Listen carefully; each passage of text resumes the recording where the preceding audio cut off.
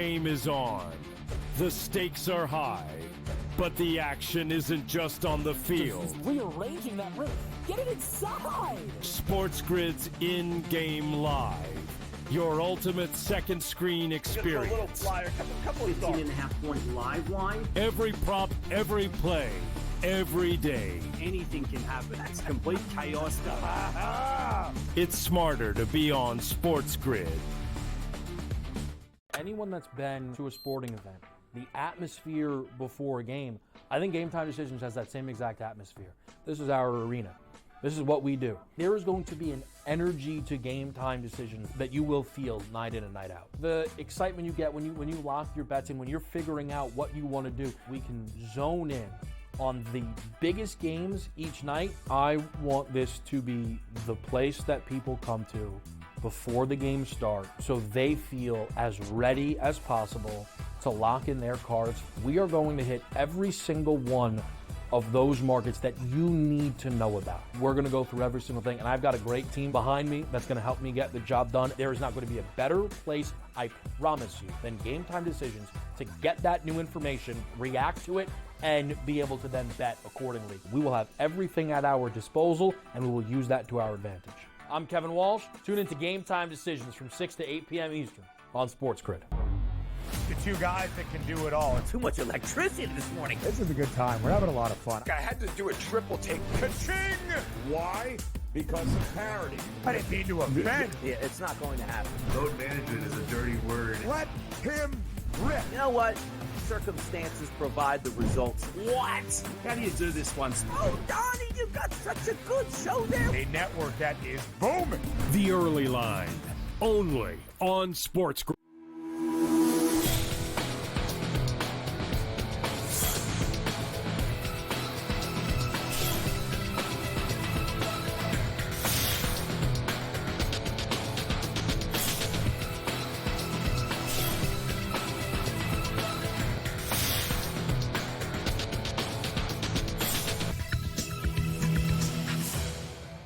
Happy Friday. Welcome to NewsWire here on SportsGrid, and welcome to another day of March Madness wall-to-wall coverage from noon all the way through midnight tonight. Thanks for being part of it. We'll break down today's games with Gilbert McGregor of Sporting News and dive into the latest in news, notes, and information from the sports betting world with Sam McQuillan. Recaps, previews of today's games, and what would be definitely called somewhat of an unsurprising first day of the NCAA tournament. Generally speaking, a lot of upsets usually in this tournament. Maybe those are coming later today.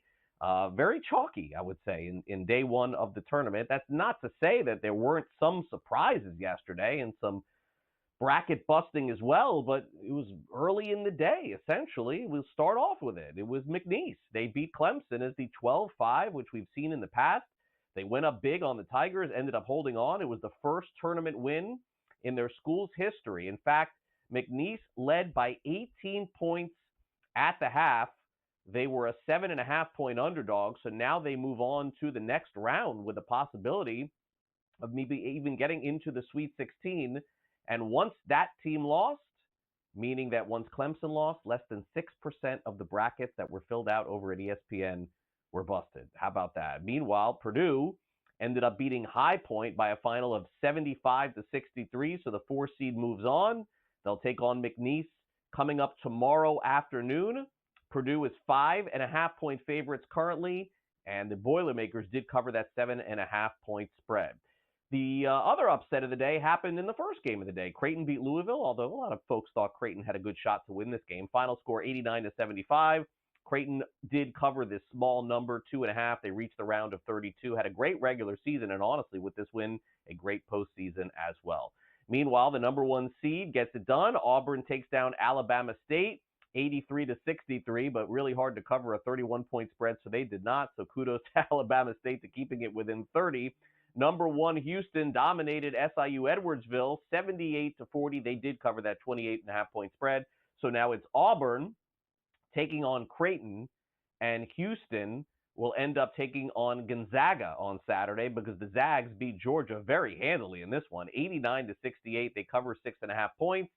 Gonzaga can get to the Sweet 16 for the 10th consecutive season with a win tomorrow. That's never happened in the history of the NCAA tournament. Wisconsin also no problem with Montana, covering the 16.5-point spread, so the 3 beats the 14 easily. The Badgers reach the Sweet 16 for the 11th time. Number 6, BYU beats VCU 80-71. They covered the 2.5. They meet Wisconsin on Saturday, and a win over the Badgers will give the Cougars their first Sweet 16 appearance since 2011. By the way, Wisconsin 1.5-point favorites. If you took Wofford to win their game outright, you lost, but if you bet them to cover the 18.5, you won. Tennessee didn't cover. Close game throughout until late in the game. The Vols reached the second round for the 4th straight season, so Tennessee and the SEC moves on. For those of you who were watching games into the night, that's awesome. If you didn't, here's the recap of those games. UCLA beat Utah State 72-47. They cover the 5.5-point spread. They'll take on Tennessee, although the Volunteers have to be favorites in this one, and they are 4.5-point favorites.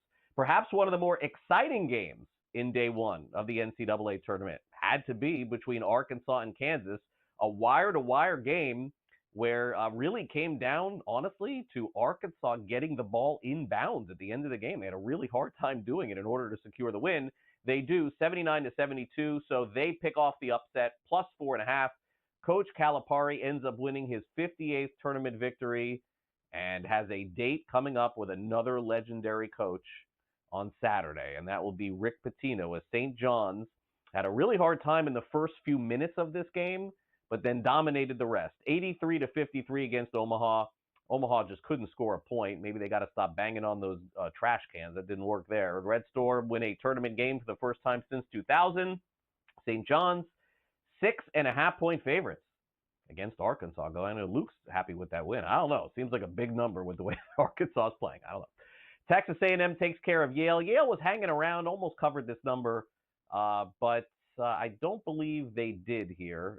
Texas A&M basically wins by 9. Spread was 7.5, and so the Aggies can get to the Sweet 16 with a win. And Michigan takes care of UC San Diego by 3 there, as you see. So they narrowly cover that spread, 2.5, 1.5 in some other spots. They'll take on each other on Saturday. Another upset, although a small one in the NCAA tournament, Missouri is going home. Drake takes care of them. It's their first win in the tournament since 1971, so congratulations to them. Texas Tech beats UNC Wilmington. This game ended after midnight on the East Coast, for those of you who are watching, and Wilmington did cover the spread, so Texas Tech will take on the 11 seed Drake, and not a surprise here is Texas Tech big favorite, 7.5-point favorites. You usually don't see that in the Sweet 16 round. Okay, so the round of 64 matchups, which are set to start in 1 hour from now, let me give them to you on the bracket. Mississippi State, 1.5-point favorites against Baylor. Alabama's 21.5 against Robert Morris. That game starts at 12:40 Eastern. Iowa State against Lipscomb at 1:30. Colorado State, Memphis at 2. Duke takes on Mount St. Mary's. Looks like Cooper Flagg is a full go for that game. The Blue Devils are up to 32.5-point favorites. St. Mary's takes on Vanderbilt. Should be a tight one. In Cleveland at 3:15 Eastern. North Carolina is a 1.5-point favorite after winning earlier in the week. They'll settle things with Ole Miss. And then Maryland takes on Grand Canyon. That is 4:35 Eastern. Then, of course, the NCAA tournament in the mid-afternoon always takes a break for about an hour so you can catch your breath. And then it'll be time to watch the number 1 team in that region. Will be the Florida Gators in Raleigh taking on Norfolk State, 28.5-point favorites. Kentucky battles Troy at 7:10. Marquette takes on the other Pitino at 3.5. Richard Pitino at 3.5-point favorite is Marquette at 7:25. Arizona Akron, UConn Oklahoma, Illinois Xavier, Michigan State against Bryant, and Oregon is the late game tonight in Seattle. So if you're up late with Gabe watching our coverage, that's the way that it will go down. Now, as far as the national title odds are concerned, we've seen a little bit of a push for Auburn and Houston because, of course, they won their first round games. Alabama's also up to 19-1. St. John's up to 29-1. More or less, Duke and Florida are still the favorites for the NCAA tournament. All right, we got all the games in, got all the recaps in. Stick around, we'll have a lot more for that. Let's get to the NBA, for those of you who have been watching that last night, I doubt it. Benedict Mathurin, 28 points, 16 rebounds. The Pacers beat the Nets in overtime, 105-99. LaMelo Ball had a nice game last night. He had 25 points And he and the Hornets upset the Knicks 115-98. Wow. Jalen Brunson not playing. Knicks not playing well. Bucks beat the Lakers 118-99. LeBron didn't play. Luka didn't play. Austin Reeves didn't play. Rui Hachimura didn't play either. How about Bronny? Had 17 points in that one. That's a nice one for him. Lakers end up losing. He got some playing time. And the Warriors held on to beat the Raptors 117-114, although Steph Curry had a pelvic contusion in the third quarter. The Warriors are charging toward the playoffs. We'll see if they give Curry some time off before that begins. And the Bulls beat the Knicks 128-116. Kobe White had 35 points in that one. Over in the National Football League, we did have one small signing. You may be familiar with the name Michael Gallup. He retired last year. He is now unretired and is back playing in the National Football League. And he'll play for the Washington Commanders. So he stays in the division that he was previously in. Injury yesterday reported in Major League Baseball. The Marlins have lost left-handed pitcher Ryan Weathers to open up the season with a forearm strain. Timetable for him 4 to 6 weeks for the left-handed pitcher who was supposed to start the Marlins' second game of the season.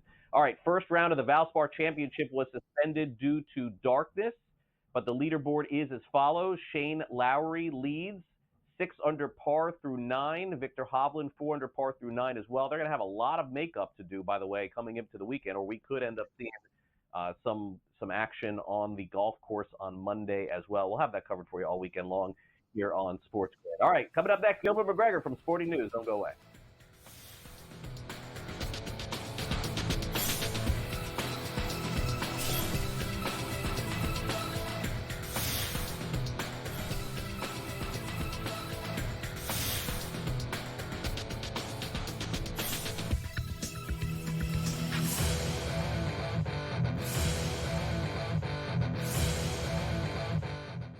The Eagles got it done.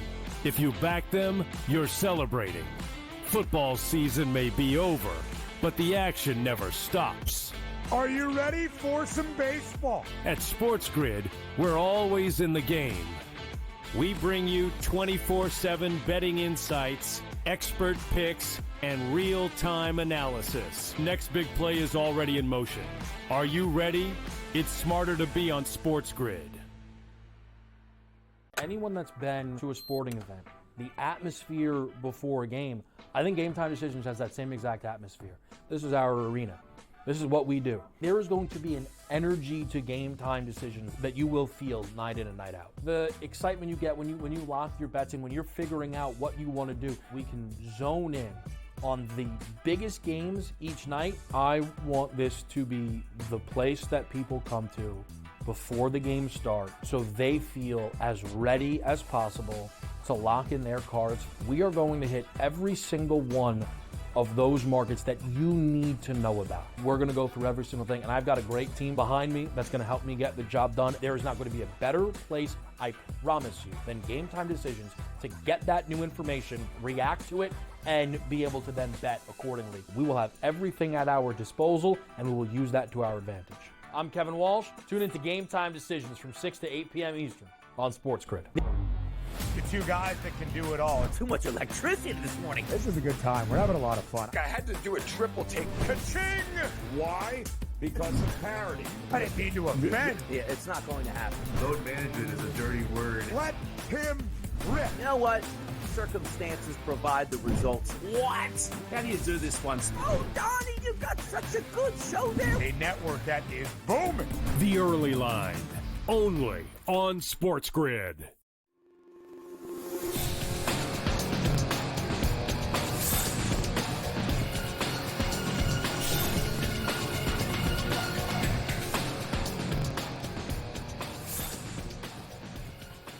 All right, we're bringing back Gilbert McGregor for another round here. As it turns out, not as many upsets as perhaps anticipated yesterday. We did get a little chalky action. Maybe that turns today. Gilbert, welcome back once again to NewsWire. We did get a McNeese State upset. We did get an Arkansas upset, and certainly those were the two, I think, bigger ones there. I wonder, Gilbert, if the worm turns, as they say today.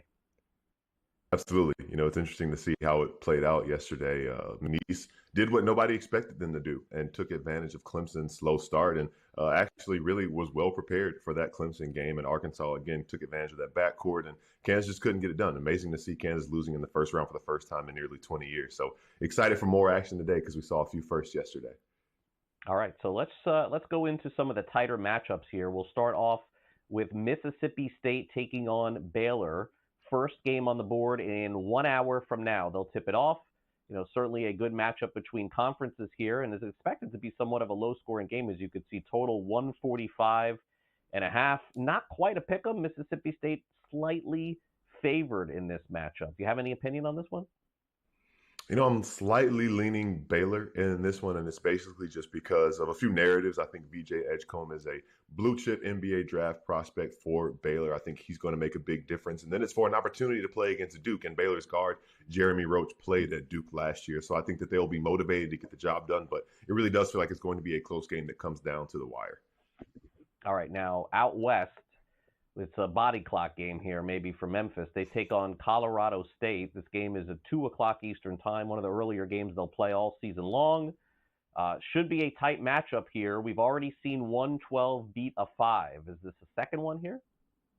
It's interesting. You don't see 12 seeds favored very often over 5 seeds, and I think that's for a few reasons.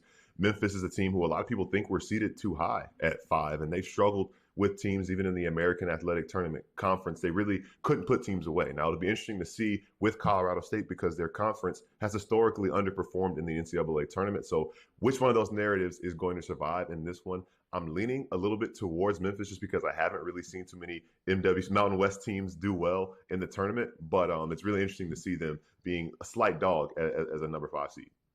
Yeah, really good point there. The 12 favored over the 5. Meanwhile, North Carolina, the 11, slightly favored over the 6. North Carolina played earlier in the week to get to this point.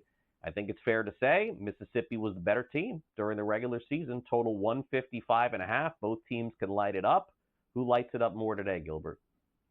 I like Carolina here, which is interesting. I didn't think those words would ever come out of my mouth, but I think that the way that they were able to win and come out on fire, really, in that first 4 game, I think that they've got a lot of momentum on their side now, and there's a narrative of them, people believing they didn't belong in the tournament to begin with. So they're out to show and prove, and I think that kind of feels like it's leaning itself or setting itself up for Carolina to make a run and get hot in March, and it starts today against Mississippi. All right, now we got some big blowout potential here between the 4 and the 13. Maryland played great basketball down the stretch. They're 10.5-point favorites today against Grand Canyon. Gilbert, I know very little of Grand Canyon. Who are they? Do they have a chance to pull this off? I will say Canyon. They have a coach who has a big March Madness memory in Bryce Drew, who played at Valparaiso way back in the day. And I think that they at some point were a trendy upset pick, but I really like Maryland here. They're a team who check the boxes of a real contender. They're elite offensively and elite defensively. They have a bunch of good players. They call them the Crab Five, their starting lineup, and Derek Queen kind of heads that. Angel Reese's younger brother also is in that front court next to Derek Queen. So a really talented Maryland team who gets it done on both ends of the floor. They should get the tournament started off on the right foot by taking care of business against Grand Canyon. All right, and now the matchup I think everybody will be watching tonight. It's the primetime one, UConn against Oklahoma. Of course, UConn no stranger to winning championships. They're 5.5-point favorites against the Sooners. Certainly there's a lot of different opinions on UConn this year, Gilbert. There are some that say champion going to show their stripes in this spot. There are others that say this UConn team is just not very good. What do you think? This UConn team, it's tough. The last 2 teams are really tough acts to follow, especially how dominant last year's team was en route to winning the national championship. They're not as good as they've been in years past, but they are still a pretty solid team. They found ways to win in tough spots this year. And I think that, Oklahoma stumbled a lot in the SEC conference schedule, which is no easy feat. But I do think that we saw some of those warts and some of the weaknesses that Oklahoma has shown throughout the season. I like UConn in this game. Oklahoma's point guard is really good. Fears will be an NBA draft prospect, and he'll be in the NBA next season. But I just think UConn is a better team. Dan Hurley, a really good coach, and we will see that on display tonight. All right, fair enough. Now, the game that I think that has everyone's attention tomorrow will be 2:40 Eastern time between St. John's and Arkansas. And Gilbert, I am no expert here, but it does seem like Arkansas is playing their best basketball at the right time. I guess what I would also say is just from watching St. John's a few times this year, it seems like they are one of the best teams in all of college basketball in the second half of games. I would assume Arkansas has got to play a very solid first half of basketball to even get a lead on St. John's. I don't know. They defensively just destroy teams in the second half. Absolutely. We saw it last night against Omaha. Omaha got into a pretty solid start against St. John's, but they just wear you down. They're physical, they're big, and I think that that's going to be the same strategy they employ against Arkansas. We didn't see the absence of a Adu Thero for Arkansas last night come and hurt them, which makes that loss for Kansas even worse. But I do think that they'll feel his absence if he's unable to go again tomorrow. I think St. John's, again, has that size and the discipline to wear teams down. And Arkansas, again, great win for them yesterday, but I think that they will be outmatched when they take on St. John's tomorrow. All right. Well, Gilbert, enjoy more of the madness. And we will check back next week to see the action in the 16. We got plenty more to come. Thanks again for coming on. Absolutely. Looking forward to it. All right, Gilbert McGregor from Sporting News with us here on the show. All right, coming up next, we do have a marquee coaching matchup with Arkansas and St. John's. So we'll hear from Coach Calipari and Coach Rick Pitino. Also, don't forget, if you want to stream all of our programming all week long and watch it along with the NCAA Tournament, you can download the SportsGrid app. It has been redone, and it is fantastic. It's available for iOS and Android. Just take out your phone and scan that QR code that you see right there on your screen, and you're all set with the SportsGrid app available, again, for iOS and Android phones. Coming up next, again, it's the SportsGrid Sound Off. Coach Calipari, Coach Pitino, and Coach Kevin Walsh will weigh in on the upcoming games in the NCAA Tournament. Plenty more to come. Don't go away.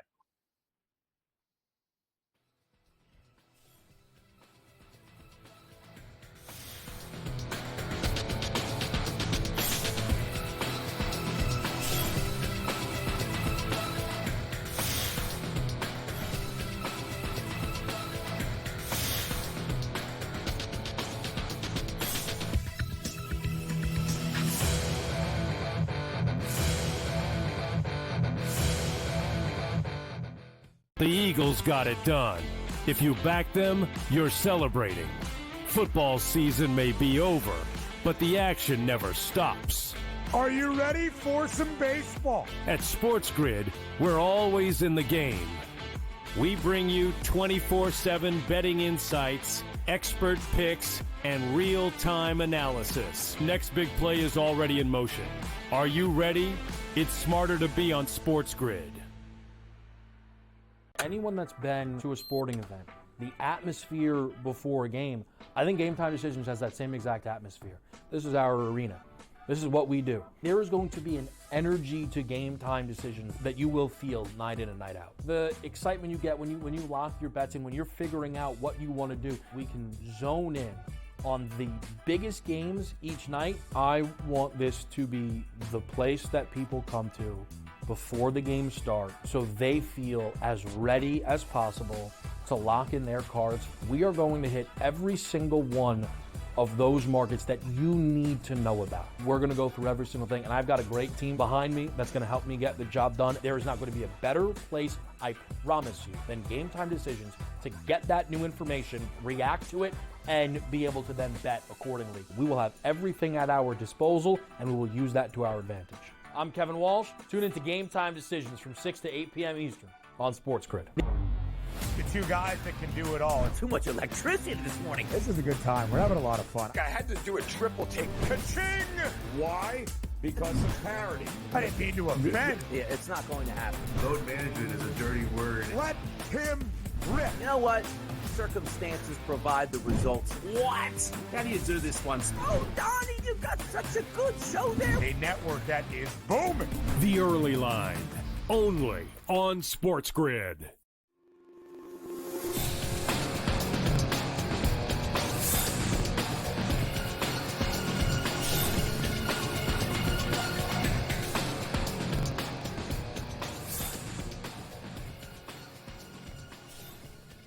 Welcome back to NewsWire here on SportsGrid. Fun matchup, I think, coming later between Kentucky and Troy. We're going to have a preview of that with Kevin Walsh. We'll also hear from John Calipari and Rick Pitino. NCAA Tournament Committee did a really good job setting up that matchup for tomorrow. Time now for the SportsGrid Sound Off.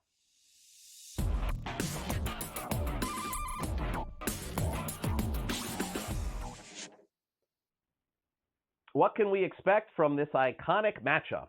well, at least for one school, Kentucky. Of course, in the first round of the NCAA Tournament, they'll take on Troy, the 14 seed. Kentucky, of course, favored in this one. Let's check in with one of our bracketologists here at SportsGrid. That is Kevin Walsh. He has a preview of tonight's game. March Madness is here. A lot of people are going to talk about the upsets, the Cinderellas, who will surprise. What about the favorites, who will handle their business and cover some big numbers? One team to look for on Friday is the Kentucky Wildcats. Mark Pope, in year number 1, filling in for John Calipari, is looking to grab an NCAA tournament victory. Troy stands in his way. I don't think Pope will have an issue with that. I think they'll be able to cover the 11.5-point spread. For Troy, it's a tough draw. They're a defense-first team that tries to slow it down at the mid-major level. Well, Tennessee, at the SEC level, tried to do that to Kentucky twice and lost twice. I think Kentucky rolls. If you're a college prop player, Kobe Bryant can get hot from 3. 3+ threes is even money. Amari Williams should hit the glass. 8.5 rebounds look towards the over, where Kentucky should roll into the round of 32. All right, thanks very much, Kevin. We'll see what the result ends up being. Meanwhile, it's been a great season in his first season at Arkansas with John Calipari. Fair to say the first couple of months, some wins, some losses, some inconsistent play, but they're playing their best basketball of the season right now, and somehow is able to get back a couple of players who didn't play down the stretch and were hurt. Here's Coach Calipari on the win over Kansas and moving forward. How do you challenge them, yet still keep building them up, keep hugging them and keep loving them? A lot of individual meetings, a lot of that when they're throwing balls away and missing shots, and keep playing, you're fine. But for all of us, the first battle you have, including us coaches, is with yourself. That's the first battle you have.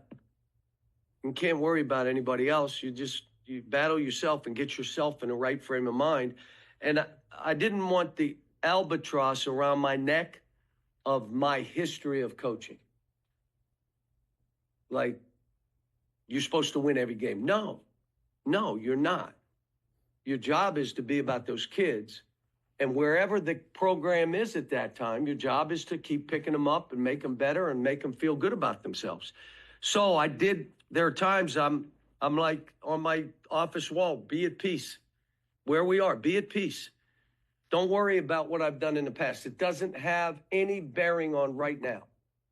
What I've done in the NCAA tournament, they're talking about wins. It doesn't matter.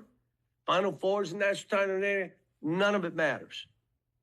It's this team trying to get us better, but it doesn't work unless you have good guys. And we have a bunch of good guys. DJ Wagner's one of the nicest young men, and so is Jonas. I told his mother, he's one of the nicest kids I've ever coached. John L., with what he went through. Billy and Carter, how hard I've been on those freshmen. I mean, but there's juggling, because if I knocked them through the crack, now we got 4 guys. Hard to play. Good move, John Calipari, after a win. Here's Rick Pitino after his win last night and his look forward to facing Coach Calipari. I've always had great respect for John. I've always said I told our team, we have not seen this type of size and this type of athleticism all year. We have not seen that. Creighton has a 7'2" center, but they have multiple guys. Athleticism-wise, we haven't seen this year. So we know what we're up against, obviously. They had a lot of injuries. That's why they opened up 0-5. But they got it together right now. And I don't know where they finished in the SEC, 8th, 9th in the SEC. But if they finished 8th and 9th, what I watched today, I'm glad we're not in the SEC, because that's the talent level in that conference is amazing to me. Is that a chess match you enjoy, the planning to go against each other, given how many times it's happened? I don't go against coaches. We go against teams. He doesn't have to worry about me. My jump shot's long gone. So he's got to prepare for our team. We've got to prepare for his players. He's preparing for our players. So John and I don't play one-on-one anymore. I think that's fair. Coming up next, Sam McQuillan joins us from Legal Sports Report. He's not one-on-one either, except for with me. We'll talk about Sports Radar's latest acquisition and what responsible gaming really means this month. Don't go away.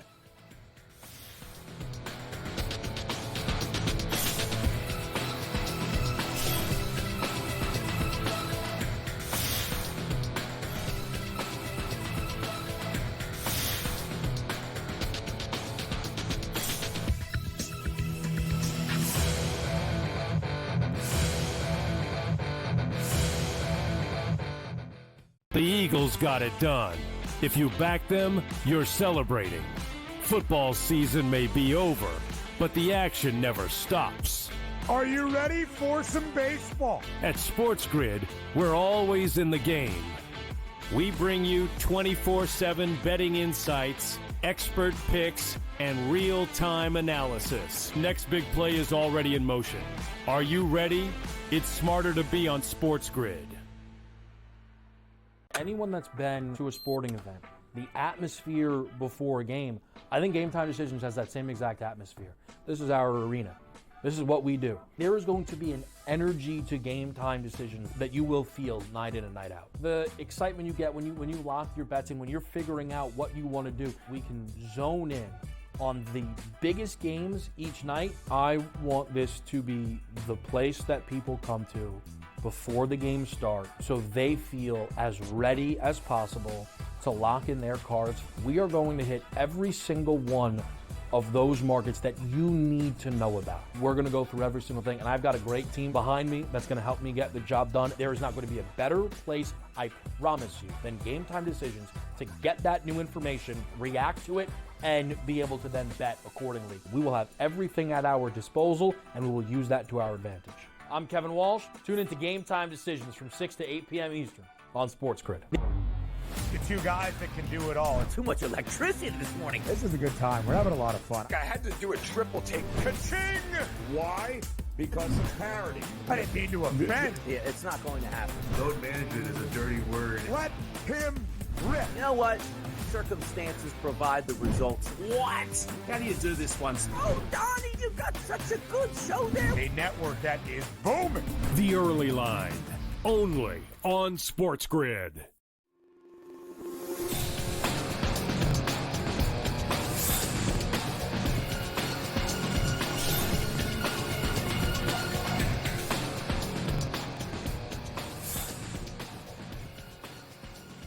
Welcome back to NewsWire. Sam McQuillan is with us from Legal Sports Report. You can read all about all the stories we discuss here over at LegalSportsReport.com. Great to have you, Sam, back here on the show.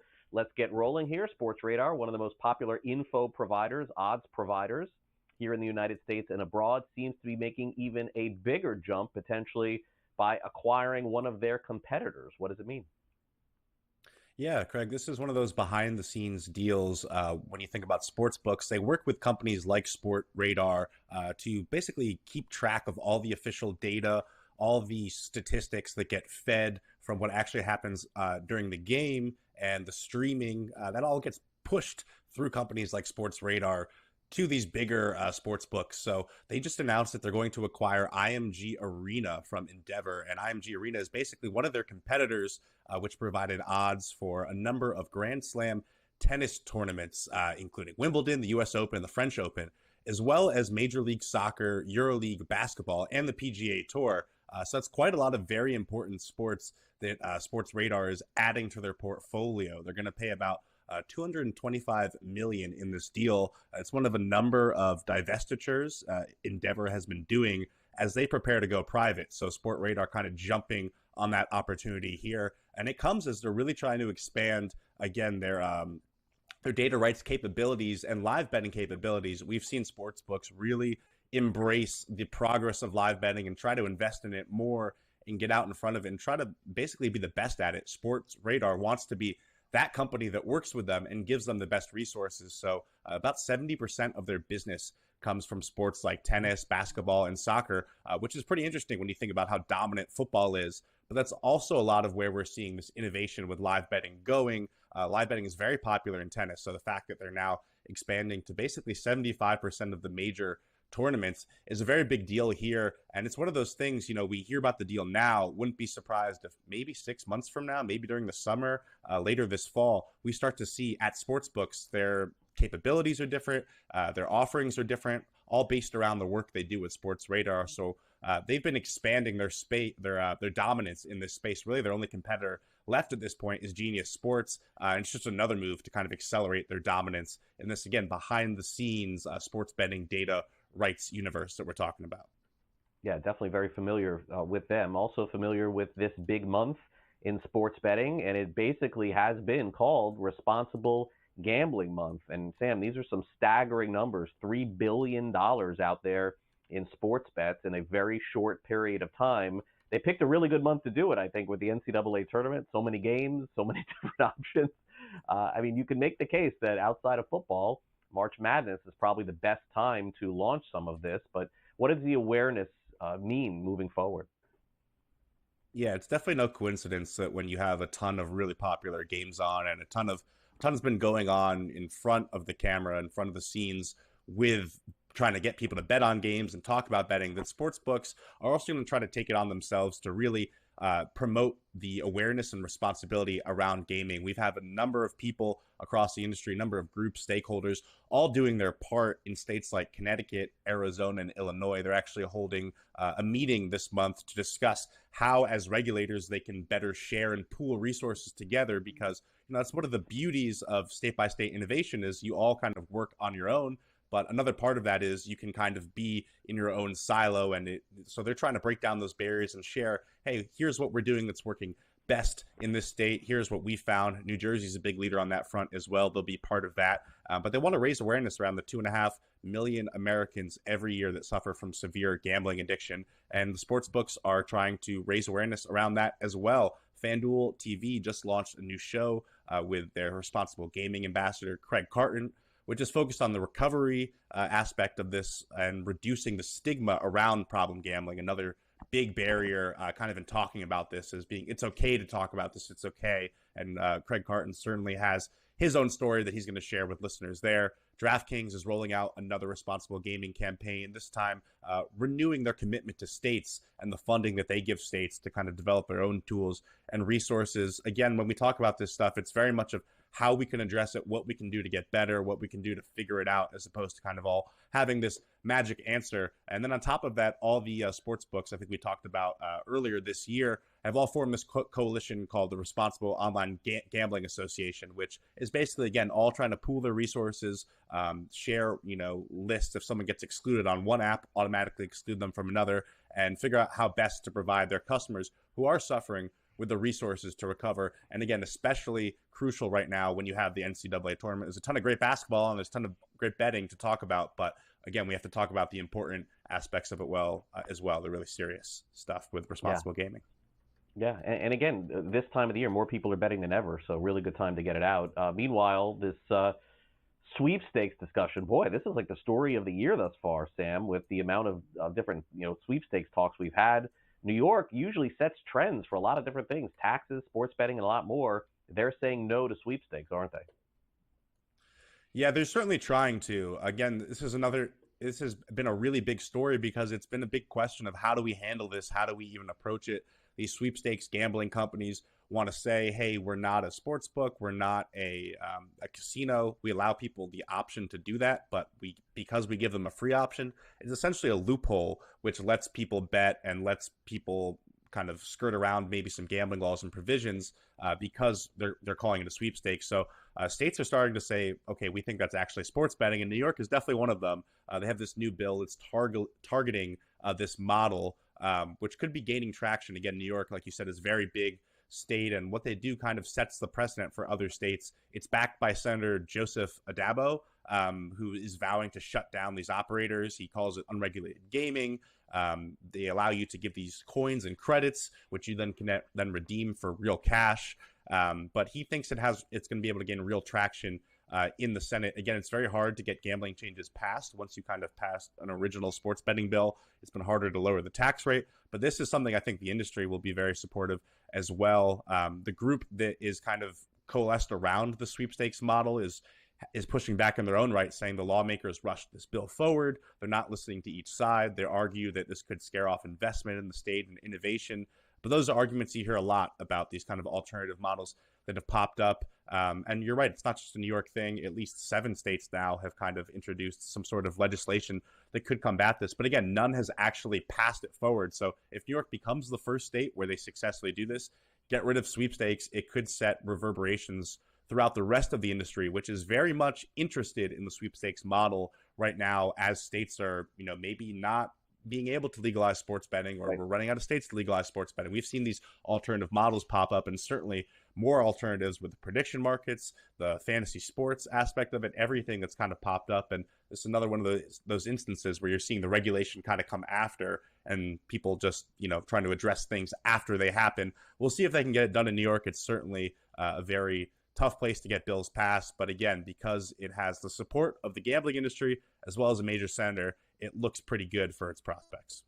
Yeah, and with the prediction markets too, Sam, I found it interesting. I know that we've talked about this previously, that FanDuel came out less than a couple of weeks ago and said that if we are going to approve all this stuff, that we can't, watchdog it, essentially. And then within a week later, DraftKings came out and was like the opposite, saying that we may get into the market as well.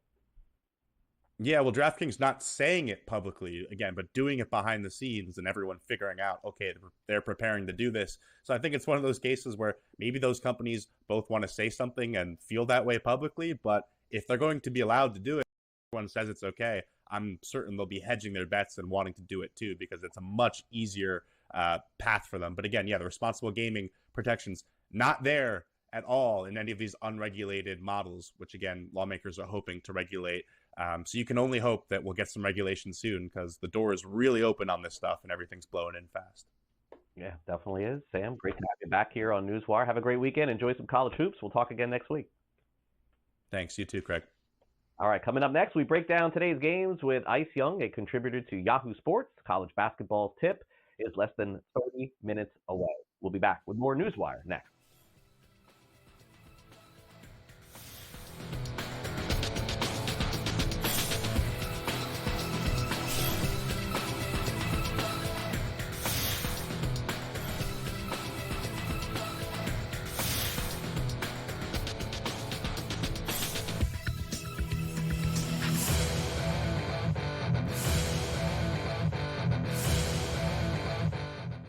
The Eagles got it done.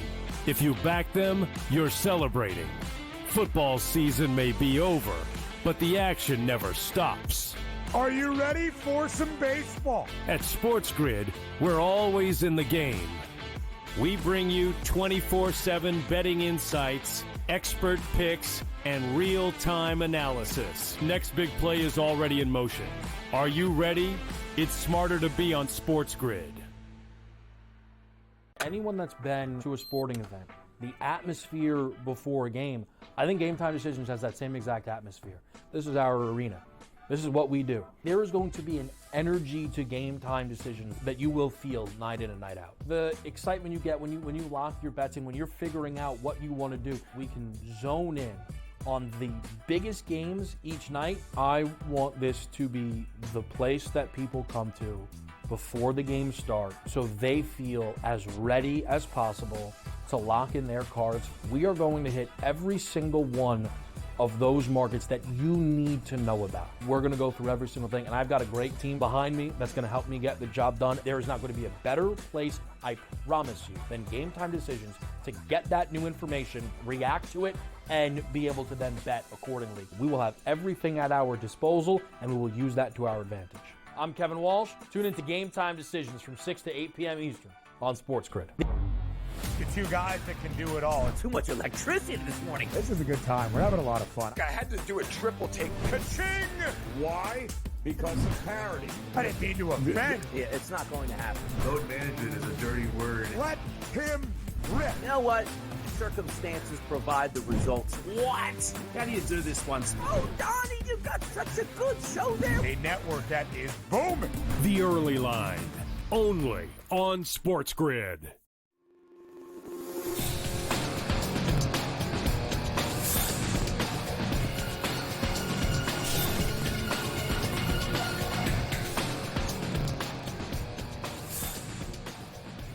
All right, welcome back to NewsWire. Tip-off less than 30 minutes away for Day 2 of the NCAA Tournament. Wall-to-wall coverage starting with us here at noon with Bracket Central. Ice Young is a contributor to Yahoo Sports, men's and women's college basketball tournaments. We're going to break down some lines. We'll also get Ice's thoughts here on who wins the women's tournament overall. We'll break down that as well. Ice, thank you again for coming on NewsWire. It's great to meet you. Thanks for coming on. Yeah, thank you so much for having me. It's the best time of the year. It's March Madness. I'm happy to chat about it.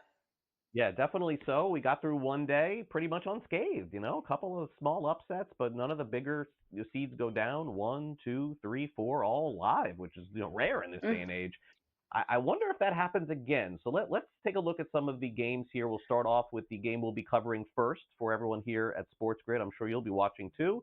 12:15 Eastern, Mississippi State and Baylor. They'll play this game in Raleigh, North Carolina. Of course, the big SEC teams having a tough time covering the spreads thus far. Do you think that MSU, Mississippi State, gets through this round? Yeah, I think there's a good chance Mississippi State does. They're a little bit more battle tested because they played in the SEC than Baylor would be. It's a Baylor team that has been up and down all season. They were 500 in the Big 12. Their guards haven't really been able to build a ton of chemistry throughout the season because of injuries, whereas Mississippi State has been able to do that. They did a decent job in the SEC tournament. I have the Bulldogs winning this one. All right, so Alabama, the high-scoring team, probably the highest-scoring team in all of college basketball. Will they have their hands full at all today with Robert Morris? Boy, what a tough matchup it is to play Alabama in this first round. The 2 versus the 15. You see the highest total on the board, 166.5. What happens today, Ice? Does Alabama get it done? Do they cover? And, naturally, this total is one that's bet a ton as well. Yeah, this cover for me is tough because, it's NCAA tournament games. Robert Morris is not going to come in there and just allow Alabama to walk all over them. For Alabama, though, they do have an injury. Grant Nelson, their 5 player, was injured in the SEC tournament. He's expected to return to today's game, but he's not 100% healthy and is not expected to start. So I think if you possibly are looking for an upset, could Robert Morris take advantage of Alabama not being at full strength? Possibly. But I think Alabama, with the way that they play, with their defense, with their coaching and Nate Oates, I have them getting through this round. All right, so another 2 advances. A lot of folks think Iowa State has a chance to win the region. They take on Lipscomb today. It's the 3 versus the 14, 1:30 Eastern in Milwaukee, Wisconsin. Total 142.5. Is this a upset threat? I do not believe so. I trust Iowa State. I trust their scoring and their maturity. They have really good guards who specialize in getting high percentage looks for that team. It's a team that could knock down 10, 12, maybe 15 threes in a game. I'm just not seeing Lipscomb have enough to defend Iowa State. And I think that they are one of the favorites for this region. No Keyshawn Gilbert for them, though. That is a big loss, one of their main primary guards. But I see them getting through Lipscomb, no problem. All right, so then the 12-5 matchup, we've already seen 112 beat a 5, and we've got a favorite as a 12 in this one in Seattle later today. Colorado State takes on Memphis. CSU, very short favorite here, and we've actually seen this come down a little bit. Total 146.5. My gosh, seems like this could come down to the wire. Yeah, I'm expecting this to be the game of the day, honestly, to watch. It's a Memphis team ran by Penny Hardaway. Those guys have lost 5 games this season, won 28 of them. They're coming into the tournament with a ton of momentum, earned a 5 seed, which is great seeding for them. And then this 12 seed Colorado State is a team you have to watch. They have an NBA draft prospect and Nick Clifford that is one of the best players in the tournament. A lot of expectation and eyes will be on him.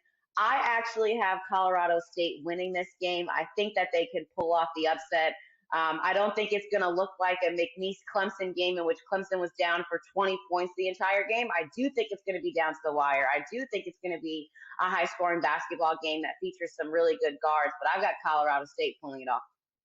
All right, the 7-10 matchup at 3:15 Eastern in Cleveland features a team that beats everybody except Gonzaga. St. Mary's 4.5-point favorites against Vanderbilt, 7 versus 10.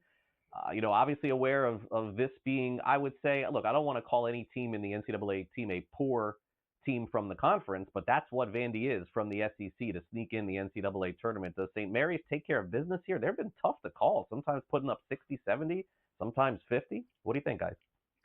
Yeah, so I definitely agree that they've been a little inconsistent offensively, but defensively, it's a very experienced team. They play a great style of team defense. The thing about the teams in the SEC is they're battle tested. They have played the best competition game in and game out for the last 8 weeks. And so it's a Vanderbilt team that has fought their way through the SEC just got into the tournament, but they also have some really good guys from a style standpoint. They can get up and down in transition. I have the Gales winning this because I believe that they have the experience to pull this off, and the Gales have been a top 25 team for most of the season. I don't see them dropping this first game, but this is certainly a good 7-10 matchup. All right, let's end with the women's tournament here. Is Gino going to pick up another title here? Gino Auriemma plus 240 and UConn to win the national title. South Carolina, the best team in the country, so they should be there. And the odds makers are basically telling us, which is crazy enough, that it's either SC or UConn winning the championship here with these short odds. Are they really that big of the favorites here? Definitely South Carolina is. Dawn Staley won a national championship last year, went undefeated, brings back a great roster, and they won the SEC. Gino and UConn, you can never count them out. It's the last year for Paige Beckers in her 5th season. I do believe they have the depth this year to win a national championship. I'll tell you who I have in my Final Four. I have NC State as a 2 seed. I think they're going to knock out UCLA. I've got South Carolina getting there. I have USC getting there and beating UConn. I actually believe that Juju Watkins is going to be too much for UConn to handle. And then my 4th team in the Final Four is Notre Dame. They are a 3 seed, but one of the best teams in the ACC all year. I think we're going to see a women's tournament that is just fantastic, from upsets to big players and stars shining. There are a lot of players, too, that are trying to boost their WNBA resume, and we know how the game is growing at the next level. I expect it to be a fantastic tournament, but I have my eye on South Carolina or Notre Dame winning this national championship. All right, great stuff, Ice. Don't disappear on us. I have a feeling we're going to be reaching out again to you very soon. Thanks again for coming on. Thanks so much for having me. Happy March Madness.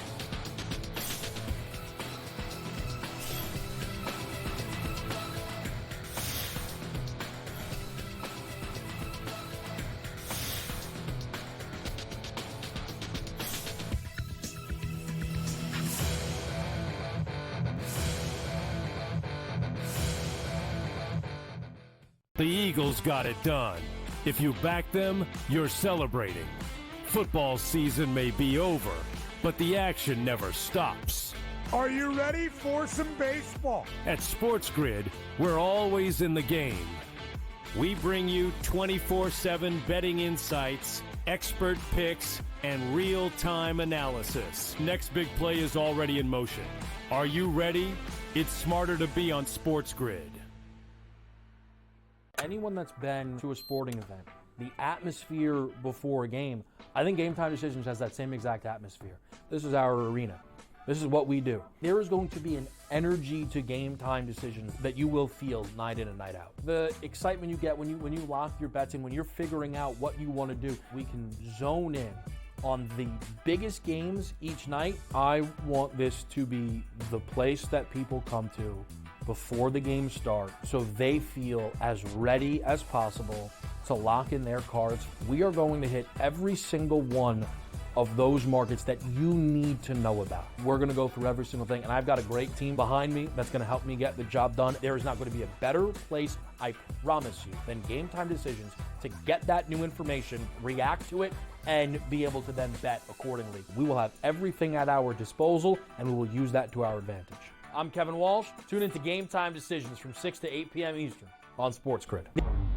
The 2 guys that can do it all. Too much electricity this morning. This is a good time. We're having a lot of fun. I had to do a triple take. Ka-ching! Why?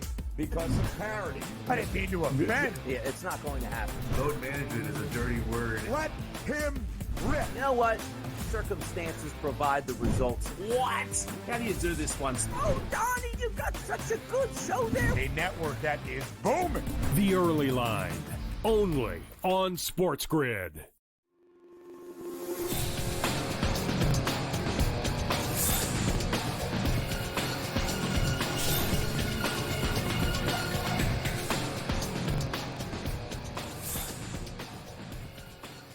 All right, welcome back to NewsWire here on SportsGrid. As we get ready to send it off to Bracket Central, we end with some final thoughts, including a thought on one of the greatest players to ever put on the skates in hockey, and also how much that Paul Skeens card went for. You know what I'm talking about? If not, I'll tell you next. Time for some last lift.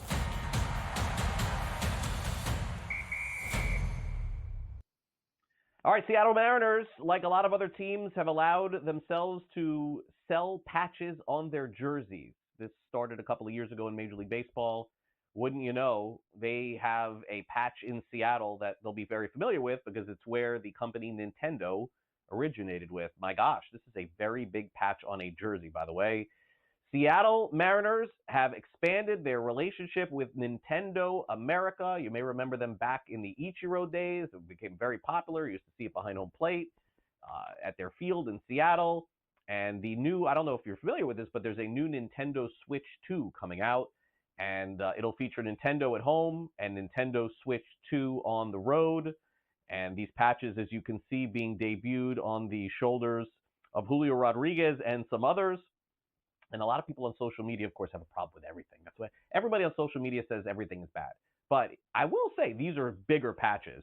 And did Major League Baseball regulate how big the patches can actually be? I'm guessing they did, but this does seem like one of the bigger ones that I've seen. And look how it looks on that blue. I don't know if you can see that, but that blue jersey with the red patch, very good idea from a marketing perspective to change the color up to make sure people can see it. So really good job by Nintendo there. All right, 888. What does it mean? That is the amount of goals that Alex Ovechkin has scored. He's 7 goals away from the greatest hockey player of all time, widely considered, I think, Wayne Gretzky. Last night, the Capitals became the first team to clinch a playoff berth for the upcoming playoffs. They're also the first team in 45 years to go from being the last team to clinch a playoff spot to the first team to clinch a playoff spot next season. Washington 11-1 to win the Stanley Cup. Of course, Florida coming off a championship last season, getting better at the trade deadline.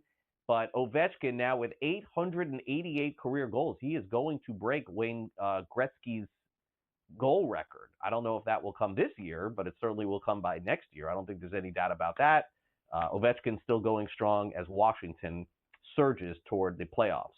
All right, now you may remember this story from last season where it was announced that Topps Fanatics, the company, was going to allow players making their major league debut to wear a patch on their sleeve, a rookie patch, a debut patch. As soon as it was over, the patches then would go on to one-of-one baseball cards. So Paul Skeens naturally made his major league baseball debut. They put the patch in a patch in a card, and you remember the Pirates set a bounty for the card, saying that whoever gets this card is going to get season tickets. They're going to get to play a softball game. You're going to get to sit with his girlfriend in the luxury box, Livy Dunn. And they basically valued it at a couple of $100,000, essentially giving out season tickets for a long, maybe even more than that, $200,000-$300,000 season tickets, things like that. Well, the 11-year-old fan who pulled the card said, "Nah, I'm not giving up this card." He and his parents ended up selling it, and it went off the auction block last night, folks. It sold for $1.1 million, way more than I even thought it would. Skeens himself is only making $875,000 this year. That is crazy. So I don't think the Pirates look bad after all this, offering a lot less than what it went for. I don't think they had a full estimate as to what they would think it would sell for. But Paul Skeens has played one season in Major League Baseball, and he has a card that's worth over $1 million. We'll never understand that. But that's where we are in the sports card business. All right, that'll do it for the show. Thanks again to Ice Young for coming on the show. In addition, thanks to Sam McQuillan from Legal Sports Report, as well as Gilbert McGregor from Sporting News. We've got Bracket Central coming up next. Ben Stevens, Mike Blewett, Coach Young, they are ready to go with previews of all the games today, which begin just after 12 o'clock Eastern. Then Scott Farrell, Coast to Coast, has you from 3 to 6. Game time decisions from 6 to 7. And then Bracket Central all the way through. I said midnight. It is 1 a.m. I was wrong about that. So our coverage is from 12 p.m. Eastern all the way through 1 a.m. My goodness, it's going to be a great day again here at SportsGrid. Well, there is no NewsWire during the weekend. So the next time I will see you will either be Fantasy Sports Today with some baseball coverage tomorrow morning, or I'll see you on Monday. Thanks again to, of course, Luke and Alex Fasano. Great job producing, sitting in for Frank all week long. I look forward to seeing you all again coming up Monday for our next edition of the show. We'll take a look at the Sweet 16. And wouldn't you know, next week, it all begins for Major League Baseball, opening day here in the States on Thursday. Have a great weekend, everyone. Enjoy the madness. Bracket Central is next.